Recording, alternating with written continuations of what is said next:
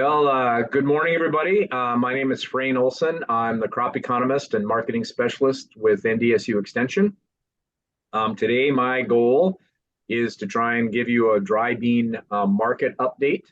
And I'll do my best to be able to do that. Obviously, as everybody in the dry bean industry knows, it's very difficult to try and get information about what's happening in the marketplace. I'll do my best to try and give you an overview of what's happening. I'll give you some comments, and hopefully there'll be some time at the end for Q&A. So just given a kind of a larger overview of the dry bean production, not only in North Dakota, but also in the US. And I guess it would be all dry bean classes blended together.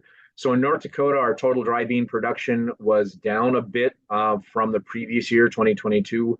This year, we produced about 9 million hundredweight, which is about a 14% decrease from last year. In the US, when we look at, again, all classes blended together, just under 24 million hundredweight, which again is about a 7% decrease from last year. So realizing, and anybody, again, that has been in the dry bean business knows that even though we have these distinct classes, there is some overlap. So what happens in one sector can sometimes spill over into another dry bean class. It doesn't happen a lot, but it is interesting to look at what's happening from the total supply demand situation. So let's look at pinto beans specifically. I want to start out with planted acreage because as we move in from the 2023 production year and the marketing year into the 2024 season, this will help us set up for kind of some discussions about what might happen in 24 as well. So if we look at pinto bean planted acreage, the gold bars on the bottom are North Dakota acreage. The green is every other state in the US. So from a pinto bean perspective, North Dakota is the dominant producer of pinto beans from an acreage standpoint. I'll show you the production standpoint in just a minute. Knowing also that there's some spillover acres into the Minnesota region. We also have some key production regions in kind of that Wyoming, Colorado irrigated pocket. But North Dakota has really become that dominant producer for pinto beans. And if you notice, our pinto bean planted acreage has been dropping a bit over the last couple of years. Some of that is the price and profitability of pintos relative to the other crops. I do think that will change a bit as we get into the 2024 season. So if we look at total production, now we're looking at total hundredweight produced. Again, we are off a bit from last year. Last year, we had a pretty good compensation for lower acres, but we also had some higher yields. This year, we had more typical yields. Again, I know the yield variability from farm to farm was pretty significant, but when we look at total pounds produced, it wasn't a bad year. I mean, if you look over a long term from about 2006 through 2023, I would say from a total production standpoint, we were about average, not necessarily on the upper end, but not necessarily on the lower end either.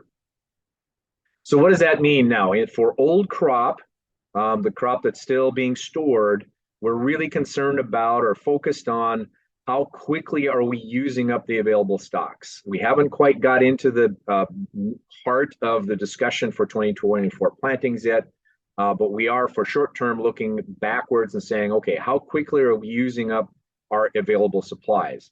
So when we look at pinto bean market at a high level, approximately 75% of the total consumption is domestic use. So we're using it domestically. It's for the canners, it's for the rebaggers, it's for the refried bean market. Now that historically has been relatively stable. We don't see a lot of increases and decreases from year to year based on price or production, but it is something that we are watching. It's also really difficult to get a good handle on what our domestic consumption is because USDA doesn't track that directly. There are some private companies that try and do that, but again, it's a bit of a slippery number to try and come up with. So right now, the current market, in particular for domestic markets, has been a bit slow. As everybody knows, there's quite a bit of contracting that goes on. Pre-plant contracting that from the buyers, both domestic and international. And those are the bushels then that get pre-priced to make sure that we have enough acres. Then the question becomes after the harvest is completed, how quickly do those domestic buyers come back into the market to try and refill their supply chains? Once they work through those hundredweight that have been pre-contracted. So right now there's enough pre-purchased inventories, both spot market at harvest as well as some of those pre-contracted inventories, that it's been relatively slow kind of over this winter months, and that's typical. I'll show you some price movements, some price history in just a minute. Now, kind of the excitement in particular in the pinto bean market has really been that international market, and more specifically the Mexican market. So Mexico and Dominican Republic tend to be our two largest export markets, so the ones that have the largest volumes. They do tend to be relatively consistent buyers. There's some other countries that kind of come in and out of the marketplace and buy U.S. pintos, depending upon relative prices and the demand base internationally. So Mexican export market has been very strong this year, and I'll show you some numbers in just a moment that were recently got updated. But it's also been a bit sporadic. There was kind of a flush of buying early on, both right at harvest and shortly after harvest. Some of those deliveries are now getting fulfilled. And Mexico did have some production problems this year, so as a result, they didn't have as much domestic availability. So they're importing more, not only from the U.S., but also from other international markets. So the market into the Mexican system has been a bit sporadic. There was a big flush early on. It's been slowing down a bit now. There is kind of an expectation that the Mexican, some of the Mexican buyers will come in closer to spring planting to try and reboost some of their inventories, try and pre-price some of those to make sure that if there is some production problems coming into 2024, that at least they have that price buffer available. One of the other challenges you probably heard about is logistics. So just because Mexican customers have come to the U.S. and purchased, they also are worried about the delivery and the supply chain piece. And those logistics, that supply chain part of this has been also a bit sporadic. We've had some concerns. There's been two major ports of entry, if you will, from a rail standpoint, between the United States and Mexico, that have had some problems because of some of the immigration and some of the border issues between the U.S. and Mexico. Eagle Pass and El Paso are two of those larger throughput channels.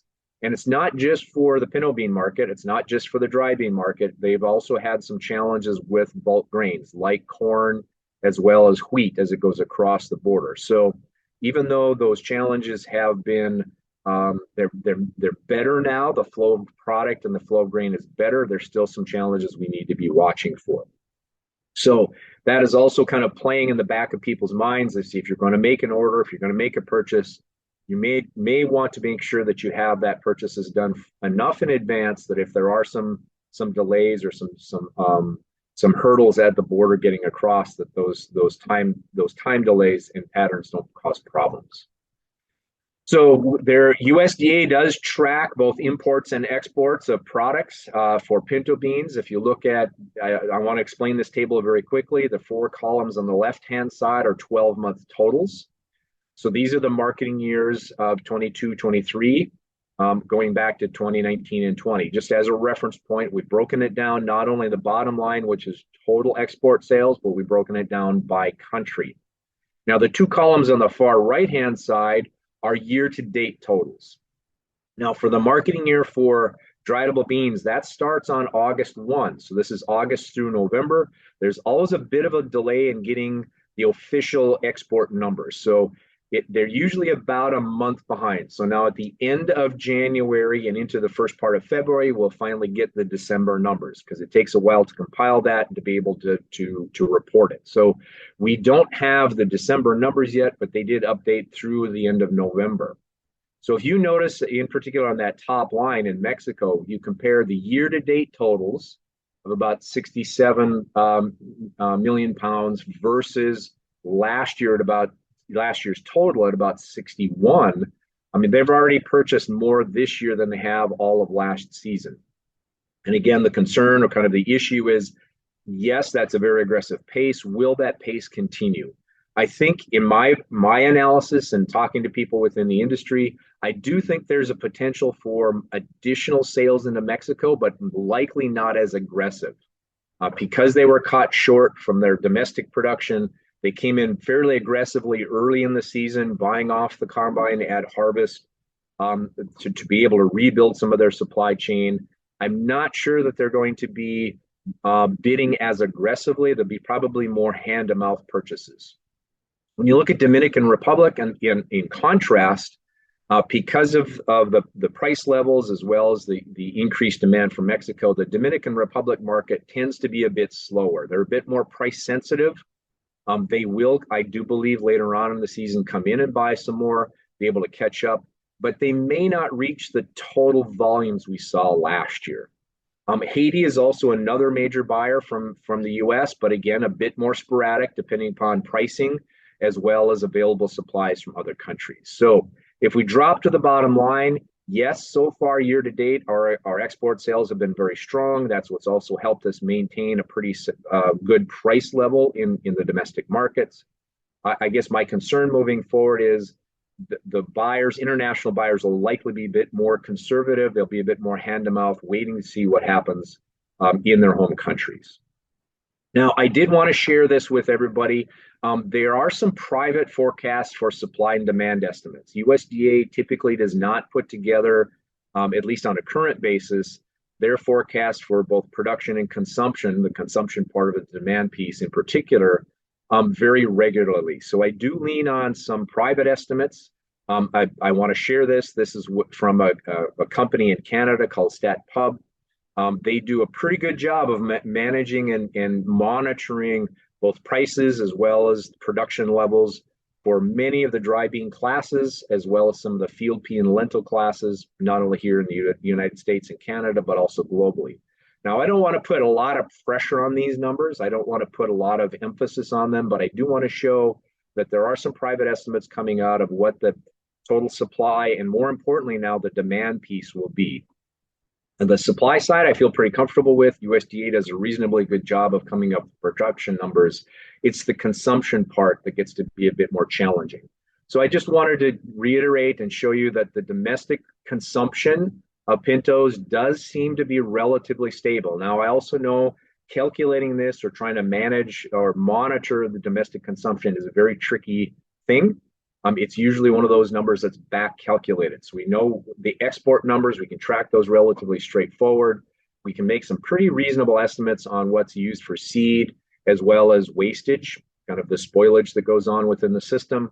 And so the domestic use kind of ends up to be that residual, whatever is left over. So again, I don't want to put a lot of pressure on these numbers, but it is relatively stable when you start thinking about our production relative to our total consumption. The point that I'd like to really make is dropping down to the bottom line. Now, again, I don't want to put this green column in for 2023 is StatPub's current estimates. I don't, again, want to put a lot of pressure on these numbers other than to say we are going to come into the 2024 season with relatively tight stocks.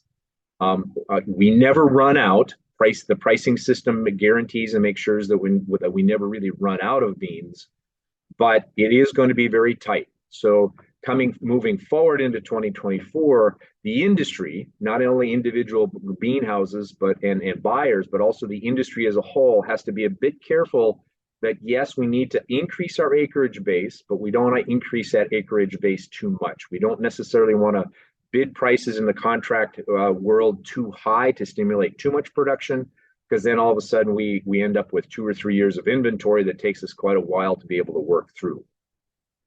So let's looking at pricing and price movements. What I've done is based on a marketing year basis, I've tried to get the weekly prices. The red line in the middle is where we are as of last Tuesday. We should get some additional information out today. My suspicion is that the local prices have not changed. They're running at about $38 per hundred. And we really, to my knowledge, have not had any major export pops.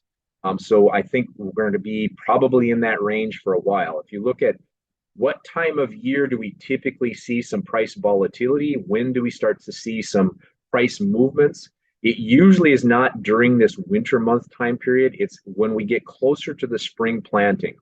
So again, the value of old crop inventories is heavily influenced by not only what we expect to produce, how many acres have been planted for 2024, for example, but also what is that yield and yield potential. So if you're sitting on some inventory right now, unless there's some surprise activity in the export market, my expectation would be the prices will be relatively stable. until we get into more of that spring planting time frame when there gets to be a little bit more uncertainty, some more excitement, some more anxiety, if you will, from the buyers to say, well, what kind of supplies are we going to have going into 2024? Moving to navies very quickly. I want to make sure I stay on time here. A similar story in the navy bean market, but there are some differences. When we look at planted acreage for navies have been going down fairly consistently over the last several years. Part of that is to work through some of these longer term inventories that have been built up. The navy bean market has a tendency to not only have annual production contracts, but multi-year production contracts. So if we have a really big year with really big production levels, it takes a little bit longer for that navy bean market to adjust and compensate on the acreage side. Please also notice that the kind of the gold bars on the bottom are North Dakota acreage. The green bars towards the top are every other state in the U.S. North Dakota is an important player in the navy bean market, but not the dominant player, unlike our pinto bean market. So obviously North Dakota, Minnesota, Michigan has a lot of navies as well, and that those all play a role in the marketplace. When we look at total production, not just acreage, but total production, production is down a little bit. And again, I would argue that this is probably at the lower end of our production levels. So we are slowly starting to eat through our inventories from previous years. Our production levels are now getting to a point where even the navy bean market, even though it's a lower price to pintos right now, will likely have to bid for a few more acres to try and stabilize that production. So again, when we look at North Dakota production relative to other states, the navy bean market tends to be a little bit more complex because of the other regions of the U.S. that produce navy beans. Looking at consumption for navies, about 50 to 60% are domestic consumption relative to closer to 75% on the pinto side. Again, they tend to be relatively stable in the United States. We use navy beans, and the domestic market for a lot of our commodities tends to be relatively stable. So a lot of the volatility, kind of the uncertainty part of this comes from the export market. The United Kingdom, UK, as well as Italy and Canada are our largest export destinations. Kind of the surprise this year is that the Italian market is well ahead of last year's pace. Sales to the UK are at similar to last year, although they have been also relatively strong. A large portion, I'll show you the numbers in just a moment, a large portion of the Canadian exports are actually transshipped. So they're, excuse me, I'm sorry, that was me. Transshipped into Canada. So they're Canadian companies that are buying and contracting here in the U.S. They're transshipped into Canada, and then from there go on to other export destinations. So when we look at the numbers by country, again, the four columns on the left-hand side are 12-month totals. The two columns on the far right-hand side are year-to-date totals. So if we look at UK, they're slightly ahead of where we were last year. Depending upon the year, the biggest buyers tend to be flip-flopping between the United Kingdom and Italy, although in the last couple of years, Canada has been a pretty aggressive buyer. So we look at Italian exports to Italy, well ahead of the pace last year, but again, some of that might be front-loaded. So we'll wait to see as we work through the rest of the marketing year whether that higher volumes going into the Italian market continue. Fortunately, the Canadian market has also been relatively strong. Some of that is again because of the production issues going on in Canada. So if you look at total export sales year to date this year relative to last year, we are ahead of that schedule. We'll have to wait to see if these more advanced purchases, if that higher sales volume continues throughout the rest of the marketing year. Same thing, this is again from StatPub out of Canada. I did want to at least show you when we drop down to the bottom line and we think about what is our expected carryover stocks, how much inventory are we going to have within the system to be able to meet our demands throughout the rest of the year. It's getting a little bit on the tight side. We're starting to take some of those inventories down primarily because of the more aggressive export sales. So then as we look at pricing and price volatility, very similar to the pinto bean market, the navy market tends to be relatively quiet during these winter months. And then we get a bit more aggressive, or we start to see more price volatility as we get into those spring planting time periods. So again, I do think even though the absolute price levels for navies are a bit lower, I think we will see some volatility as we come into the spring planting season, again, given the uncertainty about planted acreage. Oh, so one more final comment before I end up my session and we turn it back to the host for Q&A.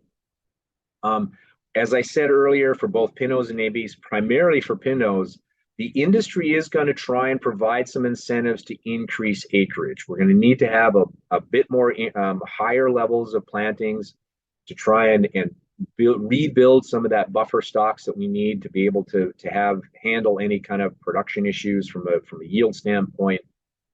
The challenge is going to be not to overdo that. We tend to see the pendulum swing a little too aggressively. And if we get too many acres planted, what happens is, again, if we have a good year, we have big supplies coming in, and it takes several years to be able to work our way through those inventories. So we have these kind of big swings in the pricing levels. And both for producers as well as for the end users, to have some price stability is kind of nice. So the challenge will be moving into this 2024 planting season, where do those contract prices have to be? And that's going to be a bit of a challenge because we know that soybeans is one of those major competing crops. So the industry is going to have a price high enough to be able to hold the acres we have right now, try and provide enough of incentive to increase those acres slightly, but we don't want too much of an aggressive swing. So the challenge we're facing right now, of course, is the soybean market. There's a lot of concerns about what's happening in Brazil and what the size of the Brazilian soybean crop is going to be. They're about 11% harvested now. So we're starting to get some early yield reports. We do expect that the total production for soybeans coming out of Brazil will be lower than last year, which then opens the door for some additional export sales for soybeans in the US. So given the tighter supplies on for soybeans, I do think we're going to continue to have some volatility in soybean prices, which is going to be, a bit more challenging than for the dry bean market to try and come up with a contract price that is reasonable, is enough to be able to hold acres or slightly increase them relative to the soybean market. So I have not yet heard of any major contracting programs available yet, but I do expect them to come out very soon, because they are going to have to try and start locking in those acres, as well as making sure that they have the seed and seed availability.